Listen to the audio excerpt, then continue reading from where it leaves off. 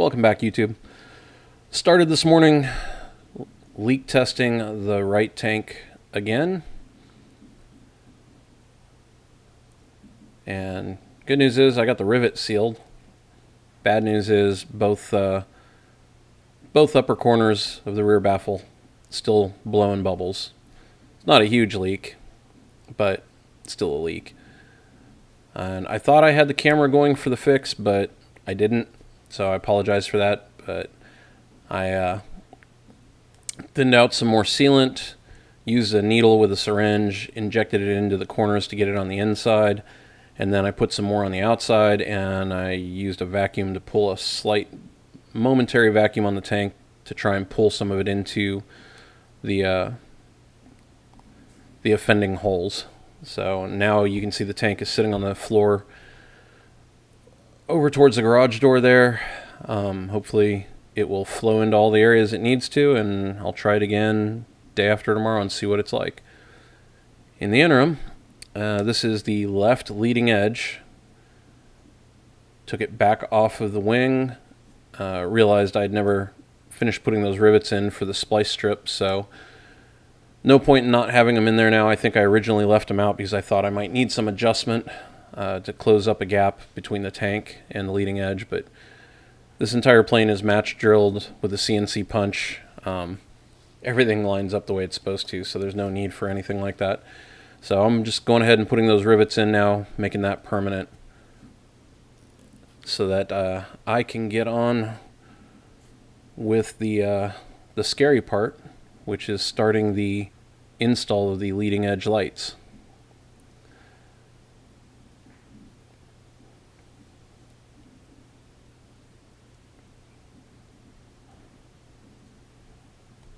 Tip for everybody out there, if you're getting ready to do stuff like this, anytime you haven't used the rivet gun and the bucking bar in a while, and others have said this as well, especially when you're dealing with the wing, start on the bottom first and then do the top. That way if you're a little rusty or you let the rivet gun slip, the mistakes happen on the bottom of the wing where it's less likely to be seen. I didn't have any of those issues, but still never hurts to kind of hedge your bets there. Dig out the leading edge light bracket kit from Duckworks. I did call them and email them yesterday to let them know I'm missing that bracket. That's the one you see with the blue vinyl on there. I've got all the other parts. I'm just missing one of those brackets. Haven't heard back from them yet. I get the feeling they're a fairly small operation and it's not their prime business. So hopefully I hear something back by Monday. It is the weekend. But none of it is going to stop me from doing what needs to be done right now, and that is cut a very big, scary hole in the very pretty leading edge of my wing. They give you templates, which is nice. You trim one edge, and you're supposed to center it on the rivet line for the first inboard rib there, so that gives you your spacing left to right. And then the top of the opening on the top skin ends up 18 and I think it's 3/4 inches from the trailing edge of the skin there.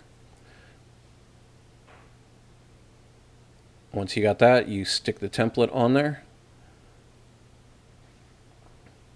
get it good and flat, and if you notice, the opening is more prevalent on the bottom of the wing than it is on the top, which makes sense because you want these lights shining down and in front of you. Plus, when you're taxiing around on the ground in a tail dragger, you need more light to be able to shine down, not so much worried about up or straight ahead. Have I mentioned how much I love that Scotch tape? I actually was able to peel it not only off of the aluminum cleanly, but peeled it right back off of the template, so made it real nice for reusing it.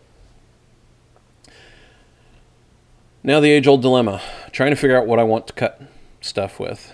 So I started with the nibbler there, and the nibbler makes a really good cut, and it's really good for going around corners, but because of the size of the die head on it, it's almost impossible to see if you're tracking on a straight line. And I think I could have done the whole thing with it, but there was too much risk of going over the line and making a mistake I couldn't recover from. So I switched to the cutoff wheel on the die grinder there, but that cutoff wheel is a little too thick. The winner in the end, which should have gone to first, is the Dremel. Makes fairly quick work of it, and it's small enough you can go around the corners if you take your time. I was very surprised, you might have saw the skin pop up there, just how much tension that leading edge is actually still under from that bend, because it popped right up as soon as I cut through. So I cut almost up to the blue line, came back, cleaned up any of the jagged stuff, and now I've got the Vixen file, and through a use of the Vixen file, my sanding block, the other file set I got off of Amazon, I'm just cleaning up all the edges, making them as straight as I can, and finishing out the radius of all the corners. There's the little 3M wheel on the die grinder there. It has a couple of grooves worn in it from all of the lightning holes I've cleaned out with it on ribs, which really does come in handy because it helps keep the thing kind of guiding around the skin.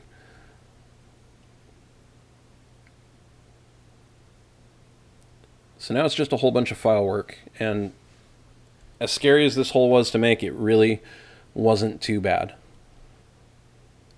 It came out nice and straight. I did check using that square you see right there when I had the template on there that my bottom line opening was square to the edge of the wing, so that I knew that this thing was going to be square and true.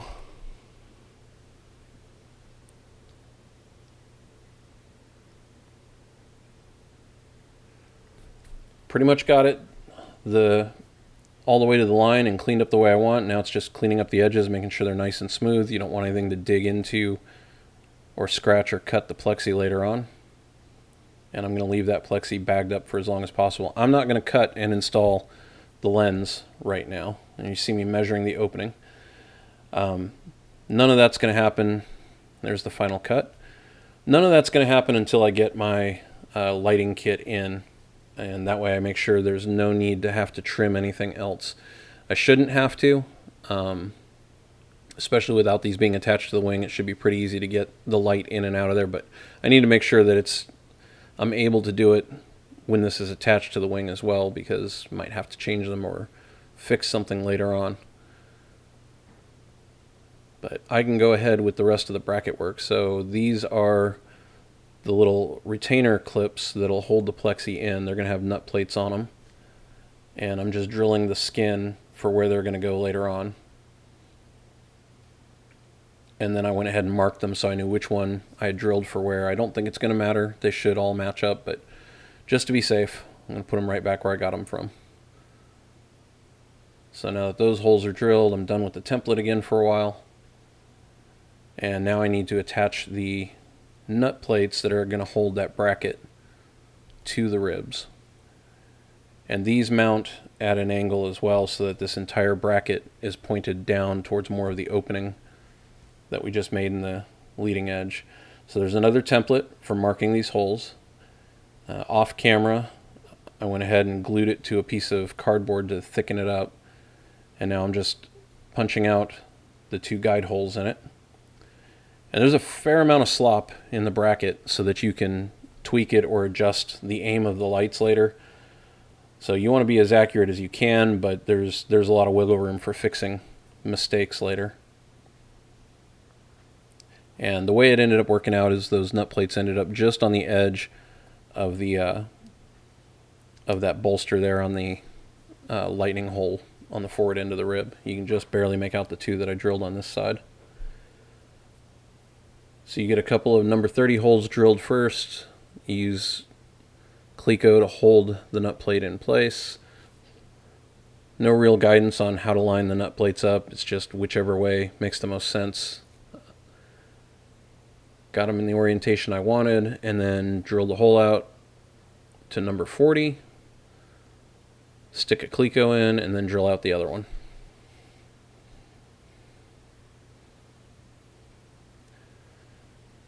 Then get out the deburr tool, deburr all the holes, and drill out that center hole to, I think it's 3/16 for the screw that's going to go through there. The kit comes with pull rivets to attach the nut plates. It does say that you can use 426 rivets if you want to. I didn't feel like going to the trouble of dimpling and putting solid rivets in. I don't think it's going to be a big deal. If I ever do have to replace any of that in the future, I'm only going to have access through the lens hole or through that wingtip, so pull rivets is probably what I would replace it with anyways.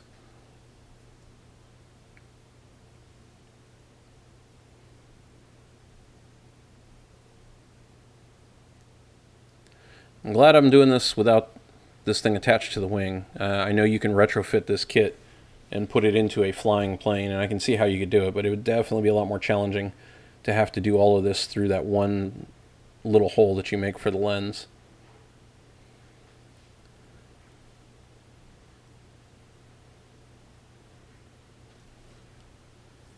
The rest of this, I'm not really going to get to complete, like I said, until I get the lights in. I want to make sure that I get the hole cut in the bracket where I want it and how I want it, as well as I need to get the other bracket in.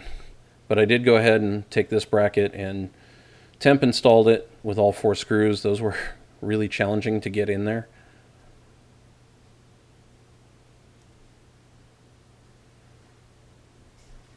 And that's going to be pretty much it for this one. That's all I managed to get done for today. Tomorrow, hopefully I'll knock out the right leading edge and get it cut and ready to go. And then it's back on to wing skin prep and getting ready to rivet. Got a couple finishing shots showing you the bracket installed. Hope you all enjoy it. Like and subscribe, leave some comments below, and I will see y'all in the next one.